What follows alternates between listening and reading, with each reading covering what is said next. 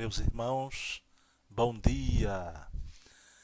Na nossa conversa de hoje, vamos refletir em torno de um diálogo amigo que tivemos com o nosso grande amigo Gustavo Menezes, inteligência rara, espírita, idealista, um jovem homem com profundo amor pelo ideal kardeciano.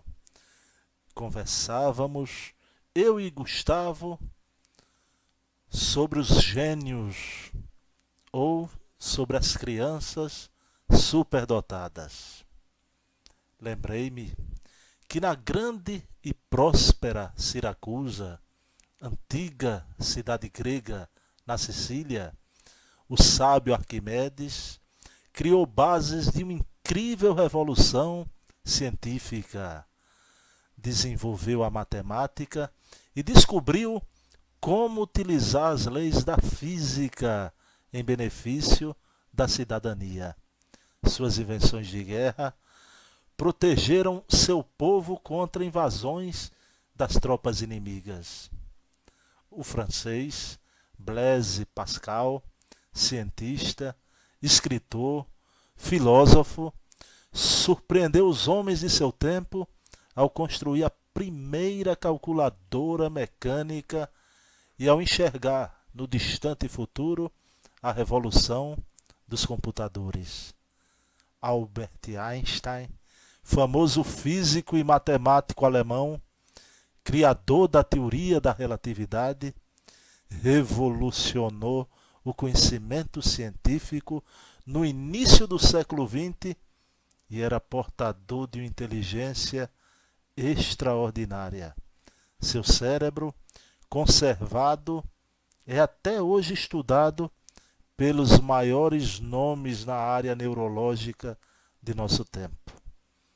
Que dizer do grande Mozart, que aos 2 anos de idade tocou violino, aos 4 escreveu sua primeira sonata e aos 7 sua primeira ópera.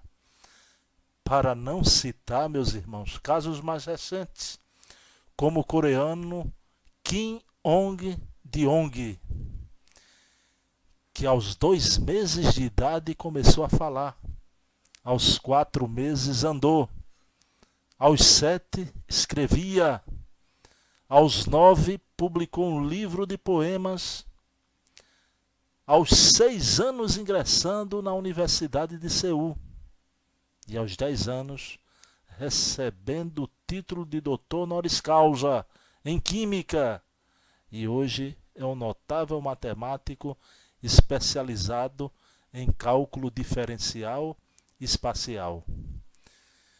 Qual a causa, meus amigos, de mentes tão privilegiadas em detrimento de bilhões de outras que ante estes cérebros parecem pertencer ao mundo primitivo? Diriam uns que seria um número de neurônios. Mas a ciência nos mostra que temos todos cerca de 100 bilhões deles, inclusive os superdotados. A diferença de uma pessoa comum e outra superdotada estaria não no número de neurônios, mas na capacidade, na complexidade das conexões cerebrais, as chamadas sinapses. Sabemos que uma pessoa estimulada no desenvolvimento de sua inteligência desde a infância apresenta melhores condições de raciocínio.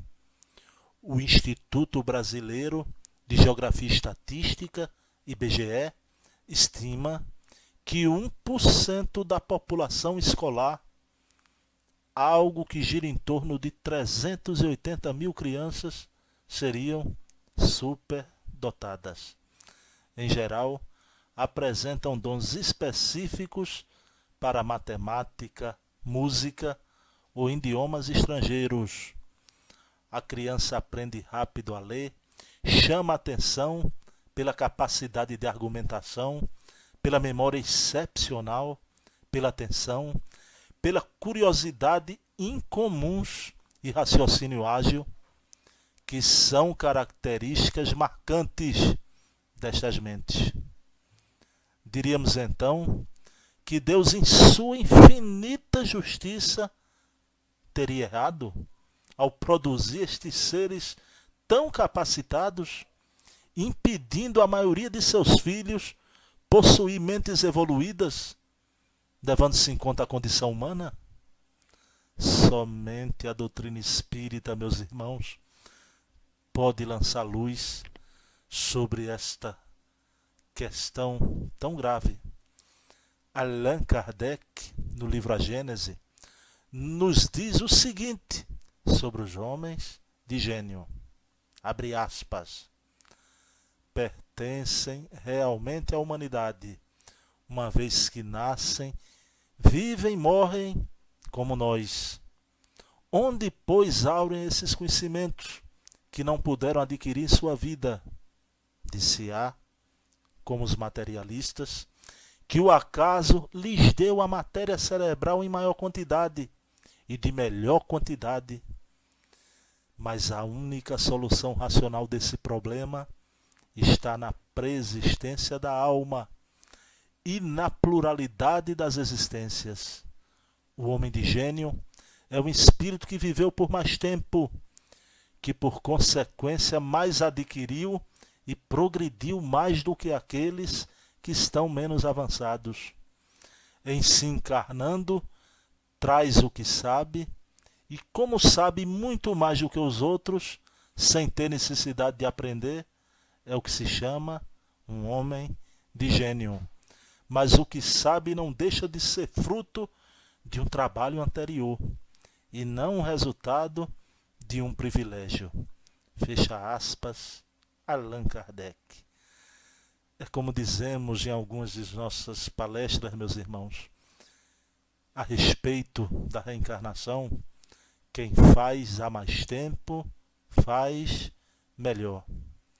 Muitos poderão, a essa altura da nossa conversa, estar perguntando-se sobre aquelas inteligências que acabam levando destruição e sofrimento à humanidade e que nós conhecemos tão bem ao longo de nossa história.